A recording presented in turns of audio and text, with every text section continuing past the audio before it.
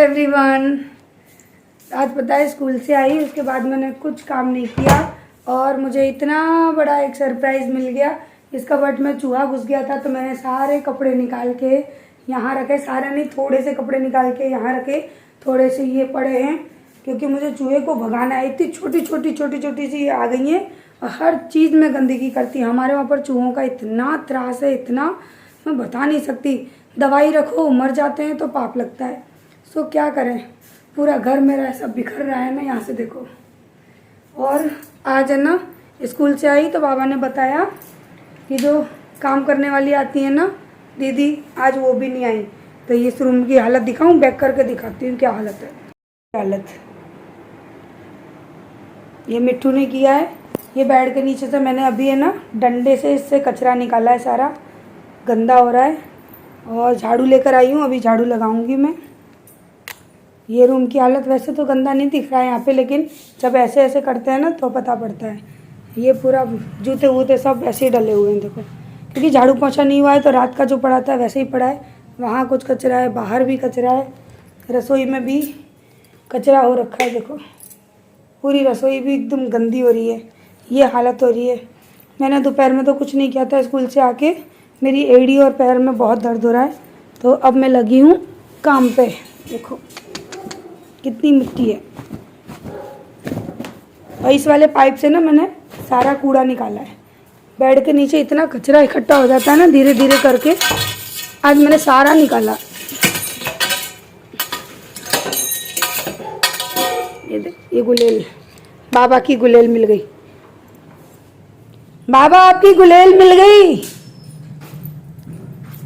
चलिए अब शुरू हो जाते हैं सफाई में, क्योंकि उसका वेट करना तो बेकार था। क्योंकि मैं स्कूल जाती थी ना तो उस टाइम पे वो मेरी एब्सेंस में ही आके झाड़ू पोछा लगा के चली जाती थी, लेकिन आज सारा घर ऐसा ही पड़ा था तो फिर मैं अब लगी काम में। और पैरों में इतना ज़्यादा दर्द था ना कि बैठ भी नहीं पा रही थी और खड़े होके धीरे धीरे लगा रही थी।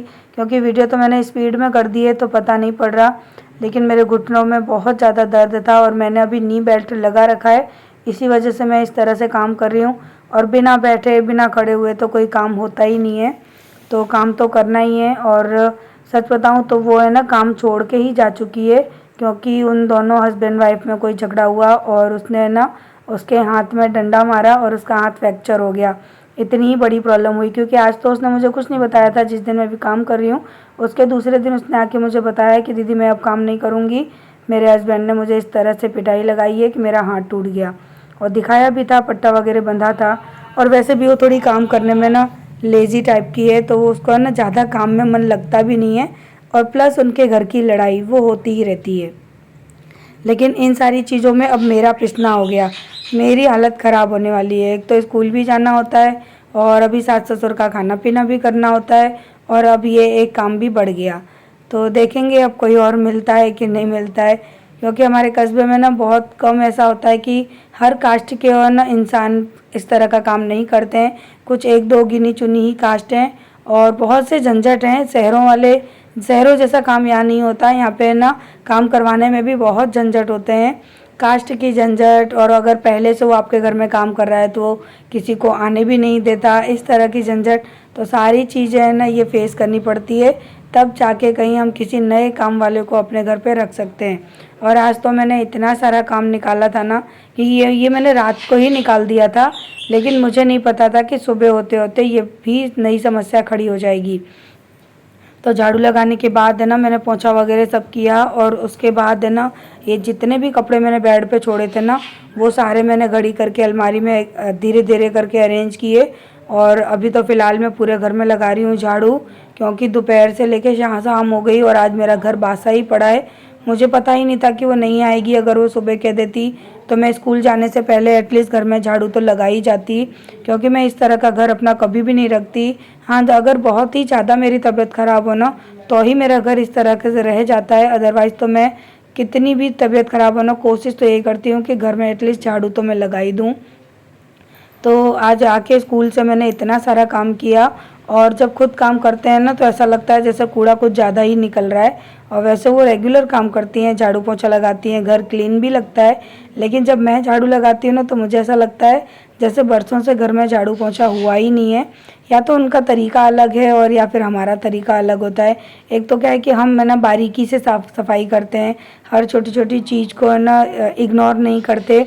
और काम वालों का तो क्या होता है, छोटी मोटी चीज़ों को वो लोग इग्नोर करके आगे निकल जाते हैं। और यहाँ पे ये बॉक्स के अंदर है ना, देखो मैं आपको दिखा नहीं रही क्योंकि यहाँ पे चूहा है ना वो मर चुका है। तो जिस कपड़े के अंदर चूहा मर गया था ना, मैंने फिर उस कपड़े के साथ ही उठाया और बाबा को बुला के बोला कि बाबा आप इस कपड़े को भी फेंक देना। और इसमें बहुत बड़ा एक चूहा मर गया था। वो मैंने कोई दवाई वगैरह नहीं रखी, पता नहीं वो अपने आप ही मर गया। तो मुझे बड़ा सुकून हुआ कि चलो कम से कम एक चूहा तो ख़त्म हुआ घर का।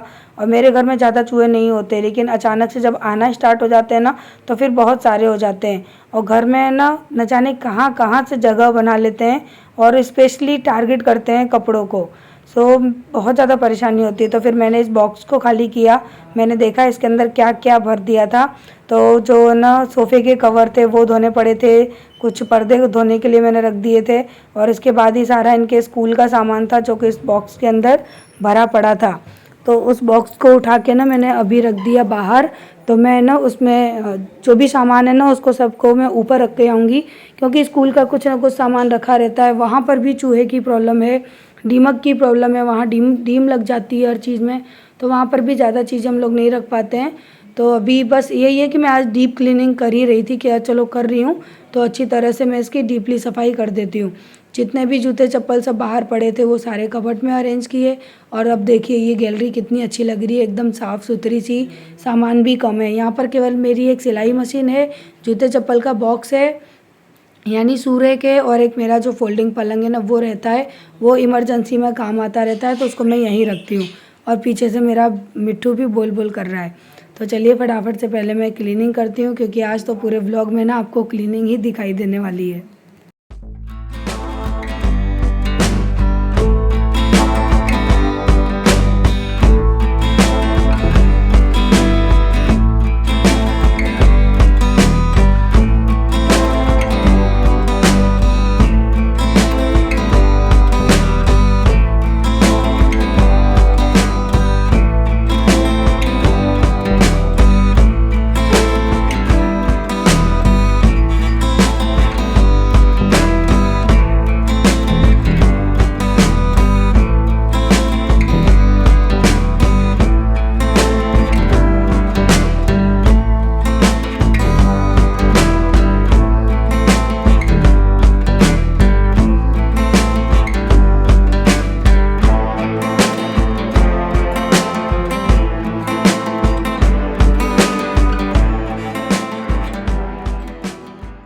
पैरों में बहुत ज़्यादा दर्द हो रहा था तो मैं बैठ गई और बैठ के झाड़ू लगा रही थी। लेकिन ऐसे कब तक लगाऊं, तो फिर मुझे खड़ा होना ही पड़ा और हाथ का सहारा लेके मुझे खड़ा होना पड़ता है, इतना ज़्यादा मेरे पैरों में दर्द रहता है। और है ना, ये जो इतना सारा कूड़ा आप देख रहे हैं ना, ये बलून थे। अभी कुछ दिन पहले मैं पड़ोस के घर गई थी ना बर्थडे में, तो उनके वहाँ से इतने सारे बलून थे ना, वो आंटी मोलू को दे गई थी, बोल रही थी कि ले मोलू तू खेल लेना इन बलून से। तो वो सारे अब है ना उनकी हवा निकल चुकी है, तो मैंने सारे फेंक दिए। और इस रूम में तो खैर इतना ज़्यादा कूड़ा नहीं था, केवल वो बलून थे, तो आपको लग रहा होगा कि कितना कूड़ा है, लेकिन ये रूम तो मेरा साफ़ रहता है। और अब है ना रात का टाइम हुआ है और अब मैं बना रही हूँ खाना। तो यहाँ पर मैं किसकी सब्ज़ी बना रही हूँ, हाँ मैं बना रही हूँ बैंगन का भरता, क्योंकि है ना आज मैंने सोचा कि कुछ अलग बनाते हैं। आलू खा खा के मैं तो बोर हो जाती हूँ, मुझे तो आलू बिल्कुल भी पसंद नहीं है। तो है ना मैंने बैंगन को उबाल लिया है और अभी मैं बैंगन की जो तड़के की तैयारी होती है ना वो सब कर रही हूँ।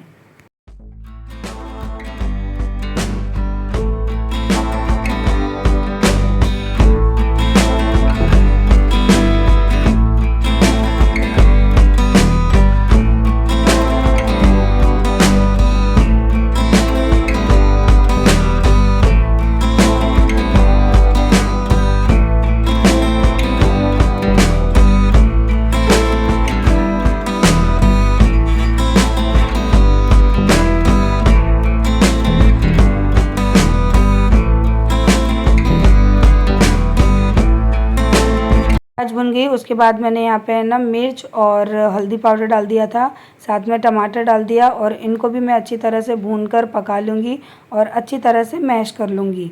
उसके बाद यहाँ पर है ना धनिया पाउडर है ना वो एक्चुअली ख़त्म हो गए थे, तो मैंने आरू को मार्केट भेजा था कि बेटा पाउडर लेकर आ, उसके बाद मैं डालूँ। तो यहाँ मैंने अब धनिया पाउडर डाले हैं। उसके बाद इसको भी अच्छी तरह से मिक्स कर लेंगे, थोड़ा सा पानी डालेंगे और अच्छी तरह से पकने के लिए फिर से छोड़ देंगे ताकि सारे मसाले हैं ना वो अच्छी तरह से पक जाएँ। उसके बाद जो हमने बैंगन को उबाल कर पीस कर रखा था उनको भी यहाँ पर हम ऐड कर देंगे और उसके साथ डालेंगे नमक और गरम मसाला। बस इतने ही मसाले डालूंगी और ये सब्ज़ी बहुत टेस्टी बनती है। बच्चों को तो नहीं अच्छी लगती लेकिन हाँ बड़ों को तो बहुत अच्छी लगती है और कुछ कुछ बच्चों को भी पसंद आती है, लेकिन मेरे आरू मोलू है ना वो खाना तो दूर की बात है, छूते तक नहीं है। और थोड़ा सा यहाँ पर मैंने डाल दिया है अमचूर पाउडर और थोड़ा सा मैंने यहाँ पे डाला था कड़ी पत्ते जो होते हैं ना ड्राई वाले, उनको तोड़ के मैश करके डाल दिया था। उसके बाद मैंने यहाँ पे डाल दिया थोड़ा सा यानी 1-1.5 चम्मच के करीबन घी से बहुत अच्छा फ्लेवर आएगा। और मेरा मिट्ठू है ना वो उसको लग रहा है कि मैं उससे बात कर रही हूँ। और यहाँ पर हमारे ससुर जी के लिए बन रही है कड़क कड़क रोटी, क्योंकि वो ऐसी ही कड़क कड़क रोटी खाना पसंद करते हैं। और अभी उनके लिए लगा रही हूँ मैं थाली। खाना जा रहा है सासू माँ के घर, मैं तो नहीं जाती हूँ, आरू देकर आ जाएगी। कल भी गया था। पापा ने मेरी वीडियो देख ली है लगता है। किसने? यस, तभी बोल रहे थे तू खाना दे रही है। मैंने उनको भी नहीं बताया कि मैं खाना दे रही हूँ कि नहीं दे रही हूँ। मेरा काम है, मैं वो कर रही हूँ, मैं अपनी माँ की सेवा भी करती हूँ तो इनकी भी कर रही हूँ, लेकिन बस मैं उनके घर नहीं जाती। वो मेरे इतने पे भी वो मेरे घर नहीं आ सकती, मैं से आगे से बोल नहीं सकती, मैं सब कुछ करूँ।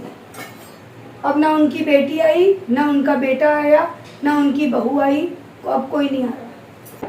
तब वो बेटी और दामाद इनके घर पे ही पड़े रहते थे हमेशा 3-3, 4-4 महीना। अब कहाँ गई?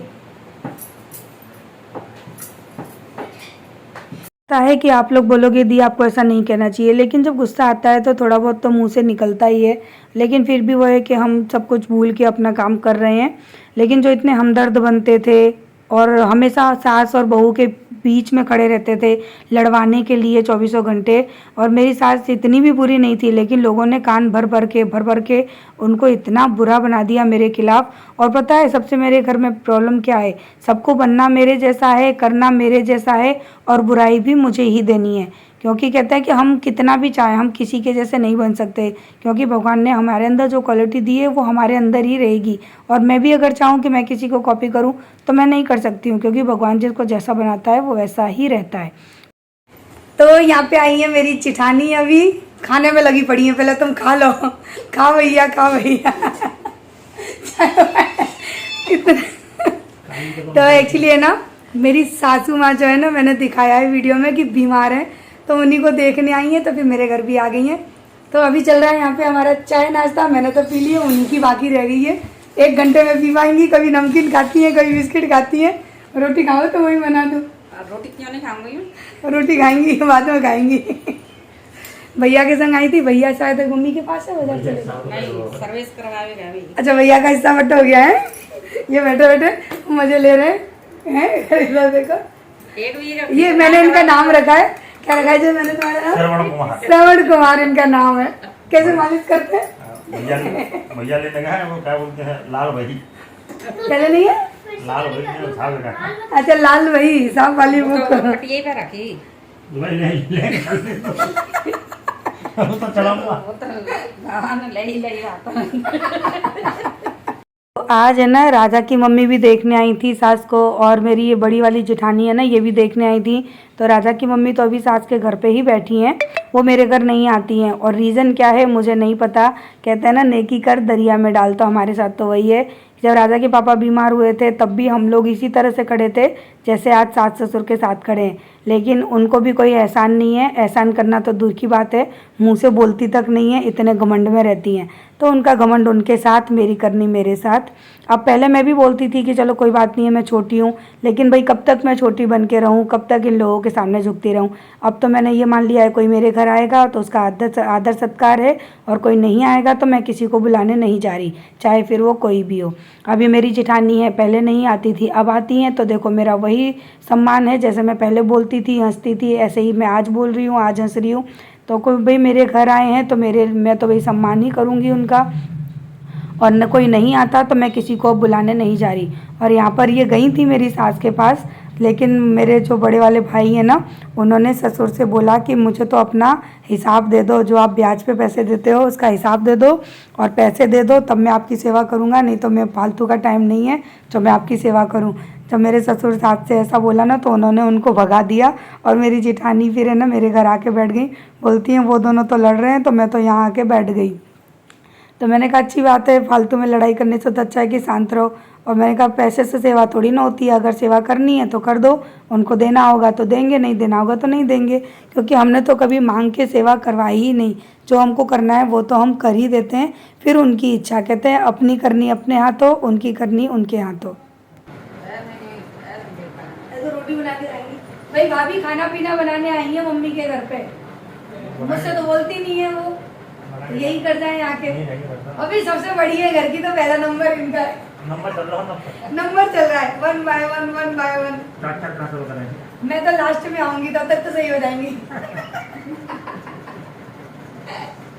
5 में करेंगी, मेरा 5वां नंबर है, मैं लास्ट में आऊँ तब तक सही हो जाएंगी। मेरे बदले की ये करते रहे श्रवण कुमार है।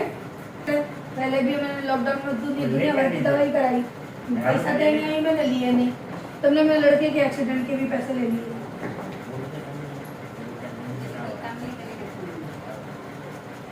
मैं आपको फोन करके बता देते दे रही हूँ भैया कि मैं मोड़ा के एक्सीडेंट में 10,000 दे दिए, जब मैं पैसा दिए मैंने उनकी दे दी। मोड़ा प्यारा है, मेरे को पैसा प्यारा थोड़ी ना। चलिए इस वीडियो को करते हैं यहीं पर एंड। वीडियो अच्छी लगी हो तो लाइक करिएगा, और आगे का किस्सा कभी आगे बताऊंगी। मेरे घर की जो रामायण है ना वो कोई सुलझ नहीं सकता, मुझे तो खुद हंसी आती है, समझ में नहीं आता कि इस घर में कौन छोटा है और कौन बड़ा है।